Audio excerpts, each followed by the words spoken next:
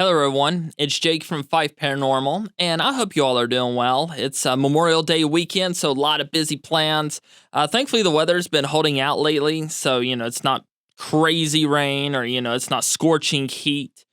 But I've recently spoke at the Strasbourg Paravation Paranormal event, and I gave a lecture about the process of an investigation. And since I have my studio equipment and all that stuff ready, I wanted to do a bit more of a formal dive into the process of a paranormal investigation. So sit down, get you a drink or something, and let's dive into this.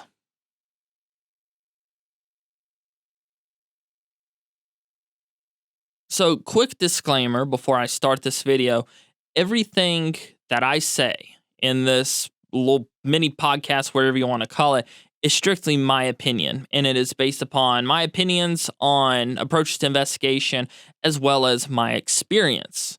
So, you may not agree with everything I say or recommend in this video, and that's perfectly fine. Also, throughout the course of the video, if you'd like to chime in and, say something or give me a suggestion or ask a question, feel free to comment below. I try to answer all responses as long as they're respectful. So before we get into this, keep that in mind.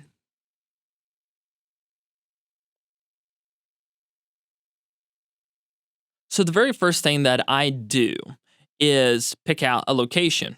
Duh. So when I'm picking out a location, I like to ask myself, what am I looking for? Am I looking for an overnight investigation, kind of for fun? Am I looking for something to film for my travel series, the Fife Files?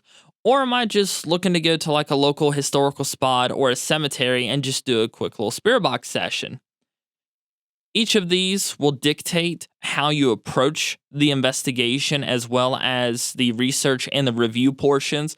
So it's very important before you do anything else, you figure out what location you want to go to, what type, and why you want to go there. Once you have everything squared away, then you can move on to the next step. So the next step is research. Some people like to go into investigation knowing everything they can about a location, whether that be the history of it, past experiences that they've had there, or a member of their team has had, or someone they know has had, or any other paranormal claims of the location. It's very important, in my opinion, that you know your history. Some people, they don't want to know this stuff, and that's perfectly fine. But what I like to do is first I'll go to the main homepage of the location if they have one. Or what I'll do, say I'm going to St. Albans Sanatorium. I'll type in St. Albans Sanatorium and see what pops up. Usually, the homepage pops up. It gives a brief synopsis of the history of the place, the paranormal claims, and that gives me a good baseline. After that, what I'll do is I'll type in, St. Albans Sanatorium ghosts. And I'll keep that on a separate tab. And in another tab, I'll pull up St. Albans Sanatorium history. And I usually start with my historical research first. And I'm the kind of person, I'll have like 1,000 sticky notes on the wall. I'll have like 50 notes on my computer, 1,000 notes on my phone that, stuff that comes to me in the middle of the day. Oh, write this down, that kind of stuff. I like to know everything I can about the place. And what's really beneficial about doing that is, you might run across something where, in 1963, this person took over, because they had recently been fired at a different place. It's like, okay, why was so-and-so fired? Was it because they were doing something bad? Was it because they weren't doing a good job? Or, did they just, I don't know. There's a lot of reasons people can be fired, honestly. My mind kind of blanked. But, if you do the research on that person, like say, for instance, this person, was fired because they mistreated their patients. It's like, well, that's interesting because they immediately came over here. Does that mean that they were mistreating these people? And then you start doing research into the person and their background. And then you look at the history of the place after so-and-so took over. And then you start looking, for commonalities between, the place they used to work at where, apparently they were abusive. And then the new place where there might have been an uptick in deaths. And then at that point, if there was an uptick in deaths or cruelty, then it's like, okay, then I know that when I approach my investigation, I can ask questions about this guy or, about such and such event or ask, why so many people died after this person took over.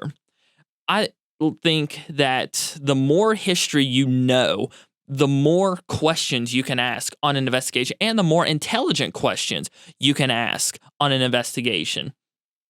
I think if you were to go into a room and, there's nothing on the walls saying what room it is, there's nothing on the door, and people just walk in, hey, this is a creepy room. But if you know that that room belonged to a John Smith who, died in that room tragically, and, some people claim to see him, if you do a spirit box session, you ask, hey, what's your name? John. Oh, what's your last name? Smith. Then boom, you just verified John Smith's spirit is in John Smith's historical room. And the claims that people encounter John Smith's ghost in John Smith's room, there's something to that. And in my opinion, that's better evidence to present to skeptics because it can be backed up by, other people's experiences and by history. And also there's like an extra rush that you get. I'll be honest, you too get that bit of a rush when some historical, factoid that you discovered or, you read about, is verified for you. It is really, really cool. So after I've done my history, what I'll do is I'll basically compile it into like a big text document and give me like a complete overview on the story. A lot of people, they'll talk to locals, and I think that's an amazing idea. I do like to get in touch with local historical societies. And basically, once I have all the information, I'll do my own version of the location's history based upon verifiable historical, evidence, archives, and records. Once I have this, then I can move on to the paranormal aspect of it.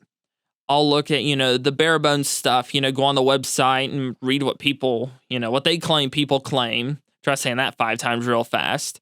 And then I'll type in, such location, ghost sightings or ghost stories. And I'll pick out, 10 to 15, and I'll try to look for common threads. And once I'm able to pick out a pattern, common threads, or anything like that, I'll write it down on my notes, my 10 million sticky notes. Or if I pick out something interesting, like, on the 3rd weekend of every July, people see a floating cat, running through the hallway. It's like, that's something interesting. So, no one else is reporting this. It's just a local legend, but I want to remember that. Because, if that's a residual thing, because it happens, 3rd weekend every July, what would happen if you went there in the first week of October on a Tuesday and you saw that? That would completely break the history and the tradition of that, which would be really, really cool because then you could dive into, why did this happen? Why were people only reporting at a certain time, but I had it, happen to me later? It's honestly a rabbit hole, and if you're not careful, it will kind of drive you crazy. But it's a good crazy, which there's not a lot of good crazy out there, to be honest. But once I've done this, I will compile my history and my paranormal claims, and I'll try to match things up. If you can find a way to find out maybe who's responsible for certain claims, then you can approach that experience in that area with, better questions, more intelligent, more location-specific questions. And I think sometimes, the spirits, it's going to sound weird. I can't think of another way to describe this, but it's almost like they're impressed that you did your homework. They don't really feel obligated to say anything to you because, spirits are never obligated to communicate with you. But, I guess they see it as, hey, this guy did his homework. That's really cool. Let's talk to him. I would probably have the same reaction if someone did their homework on me, but, that would also be kind of weird. I'd ask, first off, why? Why me? But yeah, history and research is extremely important. But now we're going to talk about what happens when you actually get to the location. So when you get to the location, the very first thing that I like to do is get out of my car, obviously, and I just like to look around, take a few deep breaths in and out. One, this helps you stretch your legs from, the journey. Sometimes it's, 7 to 8 hour drive. But also, it's very good to have a baseline reading of of a location's energy. You can reference this for the rest of the night. If you get out of your car, you look around, look at the building, take a few deep breaths, and you're like, okay, it feels kind of creepy, nothing too crazy. That's your baseline to compare everything else that happens the moment you step in that building to. You can compare it back to that first time you got out of the car and try to, I guess, tune yourself to the frequency of the location. What I'll do after this is typically we'll get our equipment. I'll record some B-roll. We'll head inside, say hi to everyone, greet the tour guide and all that cool stuff. And as all of this is going on, I'm trying to pick up, little cues and clues in the energy. Is anything changing from the baseline energy reading from room to room? Does one room, feel darker than the others? Does one room feel more energized than the others? And if it does, first I tried to debunk it. It's like, is there more electronics in this room? Are there more wires or stuff in the walls that could be, give me a headache and maybe messing with me? Is there an external or an internal cause for that change? And if there is, then, cool, you debunked it. But if not, take a note of that and remember it for your investigation. After we've gotten the tour and all of that stuff, the guides and security, they're like, see you later, good luck. What I like to do is, I'll take a flashlight and a camera and I'll just kind of walk through the building, introducing myself, saying, hey, I'm Jake. I came from, such and such place. I've heard so many cool things about this place, and I'd be very honored to communicate with anyone here that would like to communicate with me respectfully. I'm going to approach, the investigation with the highest level of respect and honor. And if I do anything to disrupt that, I do apologize. And what this does is this introduces you to the spirits, you to the location, and it states your intentions to the spirits. If someone just walked into your house and randomly started asking questions, sometimes with an aggressive slant, you'd be kind of offended. You'd be like, first off, who are you? What are you doing here? But if someone, knocked on your door and said, hey, my name is so-and-so, this is why I'm here, would it be okay? Then you might not still let them in, but you'd be more liable to. And, my dad taught me when I was young, communicate with spirits the same way and with the same respect that you would have communicating with the living. And that has stuck with me all of my life. And I do think that's a very, very important piece of advice that sometimes a lot of people forget about, unfortunately. But as I'm walking around, I'm taking B-roll, I'm taking photos, doing selfies for, our Instagram and stuff like that. But as all this is going on, I am still paying attention to the energy of the location. I have the baseline energy for, around the location when I first get there, but I want also the baseline energy of inside the location, preferably during the day when we're not really communicating with the spirits, we're just doing our own thing.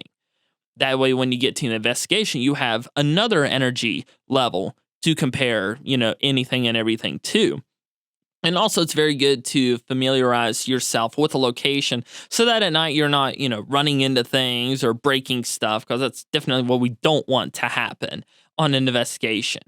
After this, I'll double check my equipment, make sure the batteries are good. We usually have tons and tons of batteries, and typically we travel kind of light, which, I really like that light setup. It allows us to respond to stuff quicker. But after this, it should be dark. You should have everything you need, everything geared up, flashlights on, and you should be ready for your investigation. So, I'm not going to talk as much about the whole investigation process itself, simply because everyone has their own unique style, and everyone has, a certain pattern or certain rhythm that they do things in, and if that's what makes you comfortable, then I recommend sticking with that. Being comfortable on an investigation is extremely important, as well as being safe on investigation is extremely important. If there is ever a point in time during the investigation that you do not feel safe, or you do not feel comfortable, or you're not having fun, stop. It doesn't matter if you're getting the greatest Class A EVPs or spirit box that, anyone's ever recorded. If you have shadow figures, doing a jig or something on camera, stop. Something is not right. and you need to go back to a secure place, either inside the building or outside the building, or even just out of a room, and you need to realign yourself. Go back to that base level energy reading. And you can't change the location's baseline, but you can change your own. And this is typically done by whatever you use to protect yourself. I like to use the white light method, where you imagine being surrounded by a white light. I'll also imagine, there are roots growing out of my feet going into the earth. And I'll also imagine that, there's white light going up into the sky. And also, I do like to say a few prayers. Not everyone does that, and that's perfectly fine. But I usually like to say a prayer before the investigation, during the investigation, at least 2 or 3 times, and then after the investigation, which the one there is more of a thankful, thanking prayer for safety and that kind of stuff. But when you actually investigate, always pay attention to your energy, your feelings, your safety. And if you're in a team or with a bunch of people, pay attention to theirs as well. Someone might be uncomfortable, someone might be scared, or, God forbid, going through the effects of like demonic oppression. But, because they don't want to ruin everyone else's fun, they're not going to say anything. And it's very, very important that you look out for other people, especially people that are new to this. It's also important to keep an eye on the energy of a building. If all of a sudden it goes from being kind of quiet, really baseline the whole night, to all of a sudden it feels really active, you need to be aware of that. You need to prepare yourself for that. Or if it also feels dark, all of a sudden you feel, like a demonic force or something like that enter, you need to be aware of that as well. Make it known to other people, and then do whatever you and your team or your group does to keep yourselves protected from something like that. In terms of other stuff in the investigation I'm going to talk about, I like to start my investigation, and Chris taught me this, is just do kind of like a general walk around, just with equipment this time. And it's very similar to what I was talking about earlier, when you're just walking around, stating your intentions, taking photos, stuff like that. It's basically the same thing, just with, actual investigation going on and with more equipment. And sometimes on investigations, this is when it's the most active. And it's also when it can be the most fun, because spirits at that point, they're curious as to who you are, especially if you've never been there before. And sometimes they can be kind of playful. And this is where having a little bit of equipment comes into play, because if something happens, you can quickly respond to it. And that's extremely important to have on an investigation, that I guess that reaction time, keep it, as quick as possible, so that you can try to get something on film, try to get something on audio, or even if nothing happens, you just have that audio or visual record of everyone's reaction. So once the investigation has concluded, you've had a great time, hopefully a lot of evidence, it's very important to do another walk around, third walk around. I know it's a lot, but trust me, it's very important. But do the third walk around and basically thank the spirits. Say, thank you for letting me into, this place. Thank you to any and everyone who respectfully communicated with us. We very much appreciate it. We hope to see you again, that kind of stuff. You can change it up, to suit your style, your, phraseology, however you speak. But it's very important that you do that. And also you can get a baseline reading, as you're going out.